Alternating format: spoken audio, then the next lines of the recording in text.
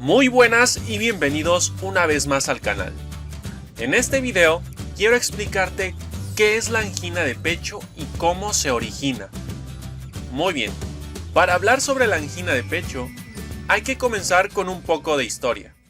La historia de la angina de pecho ya la he contado en el video que trata sobre la rehabilitación cardíaca, así que esta vez nos iremos rápido.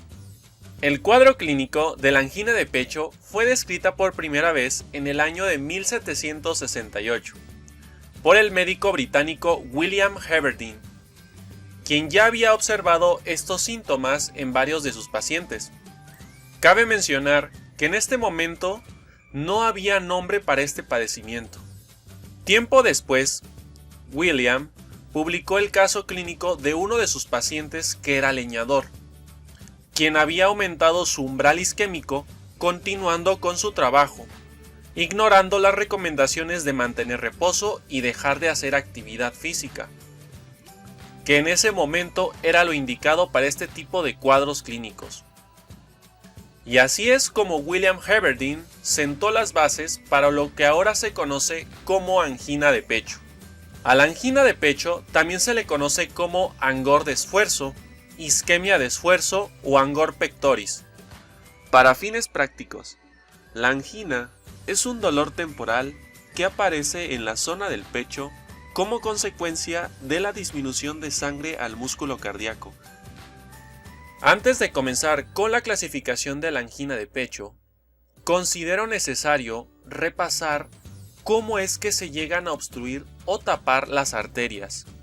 En otro video que aparecerá en una etiqueta arriba a la derecha, conocimos al endotelio y su importante función dentro de nuestras arterias.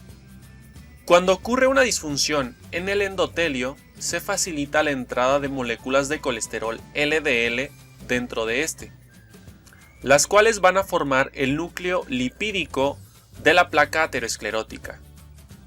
Estas moléculas son reconocidas como cuerpos extraños y comienza un proceso donde las células inmunitarias deben eliminar estos cuerpos extraños.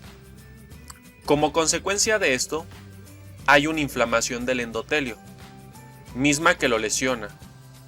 Este proceso inflamatorio, junto con el colesterol, quedan aislados de la sangre por una membrana fibrosa de colágeno y elastina. Ahora sí, sabiendo esto, podemos clasificar a la angina de pecho, ya que esto depende de qué tan gruesa es la membrana fibrosa que aísla el proceso inflamatorio.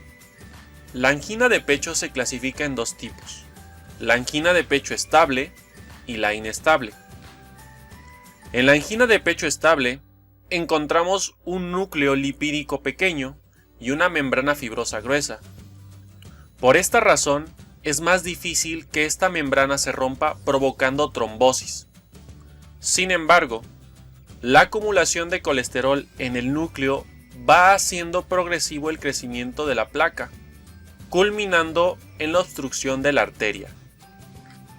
La angina de pecho estable está directamente relacionada con la actividad física o ejercicio, ya que sucede cuando el corazón necesita aumentar su trabajo porque estamos haciendo ejercicio, actividades físicas de esfuerzo considerable o incluso puede llegar a pasar durante el proceso de digestión. Sin embargo, aquí viene lo importante. Estas alteraciones se revierten con el reposo, es decir, que cuando se descansa de la actividad física, el dolor desaparece, y esta regularmente dura menos de 5 minutos. Por otro lado, en la angina de pecho inestable, encontramos un núcleo lipídico grande y una membrana fibrosa delgada. Esta es muy susceptible a romperse y provocar trombosis oclusiva o suboclusiva de la arteria.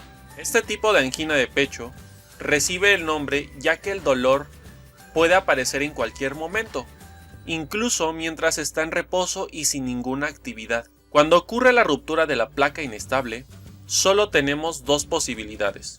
La primera es que si el sistema encargado de destruir los trombos es predominante, se presentará el dolor anginoso, y este suele durar más que en la angina estable, pero cuando el trombo se destruye, el dolor desaparece. La segunda posibilidad es que si por desgracia el sistema de coagulación predomina, se desencadenará un infarto del miocardio o muerte súbita. La angina de pecho inestable es la que conlleva mayor riesgo de muerte, pero no debemos restarle importancia a la angina de pecho estable, ya que ambos casos nos indican que nuestras arterias no están bien y hay que cambiar de hábitos lo más pronto posible. Eso sería todo por el video. Espero haberte ayudado a entender este padecimiento que desgraciadamente afecta a muchas personas.